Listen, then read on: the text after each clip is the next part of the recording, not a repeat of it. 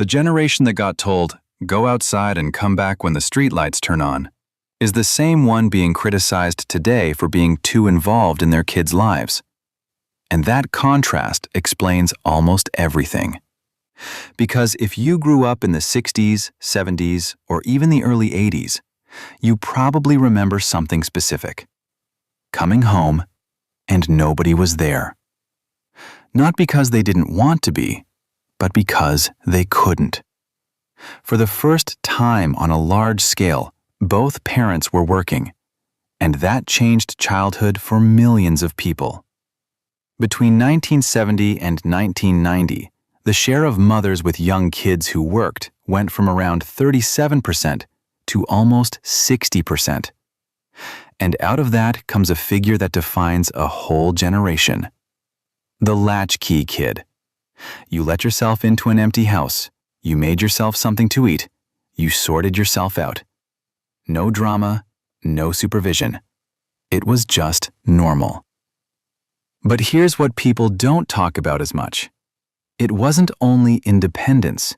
It was learning very early that nobody was coming to fix your life for you. A problem at school? You handled it. A fight with a friend?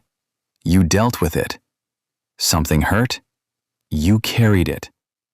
Your mom wasn't going to call the teacher about a grade.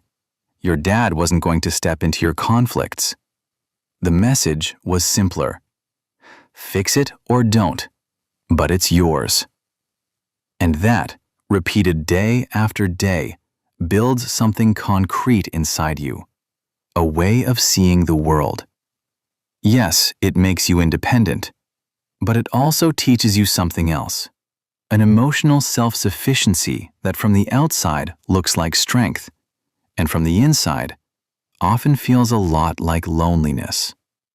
Now, fast forward a few years. That generation grows up and has kids of its own. And if you listen to how Gen X parents talk today, a pattern shows up. A lot of them speak openly about how that childhood still affects them. They don't hide it, they own it. And they say something very clear. They're trying to raise their kids differently, more present, more involved, more available.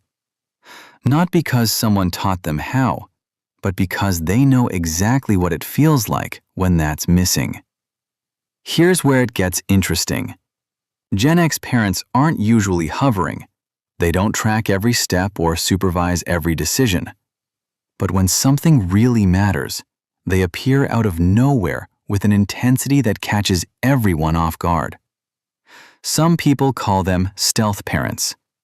They let you run your own life most of the time, but if something serious happens, they're the first ones to plant themselves wherever they need to be. And it's not an accident. A lot of them will tell you they promised themselves they'd never be overprotective. They valued the freedom they had. But then they had kids and something shifted. Because there are memories that don't disappear. They just stay quiet until something switches them back on. Coming home to an empty house. Solving problems alone. Feeling, deep down, that nobody was really paying attention. And now that you're the parent, that weighs on you. So a real question shows up. What happens when you parent from what you didn't have? For years, a psychologist named Diana Baumrind studied how parents raise their kids, and she found it comes down to two things. The first is emotional closeness. How much are you there? How much do you listen? The second is the level of demand, the rules, the limits, the consequences. And from the combination of those two, you get different parenting styles. Some parents are strict but distant. Others are close but with no clear rules. But one stands out: a balance. Parents who are emotionally present but also set limits, who walk alongside you without stopping you from facing the consequences. And when you listen to how a lot of Gen X parents describe what they do, it lines up with that balance. They want to be there without smothering, to set limits without being cold, to help without keeping you from learning. That makes sense because Gen X understands difficulty. They grew up in a world where stability wasn't guaranteed. They watched securities their parents took for granted just disappear. And when you grow up like that, you can't promise your kids everything will be fine. So you do something else. You prepare them, not for an easy world, but for an uncertain one. They try to keep the good they got, the independence, the resilience, and add what they were missing: the closeness, the attention, the feeling that someone is actually there.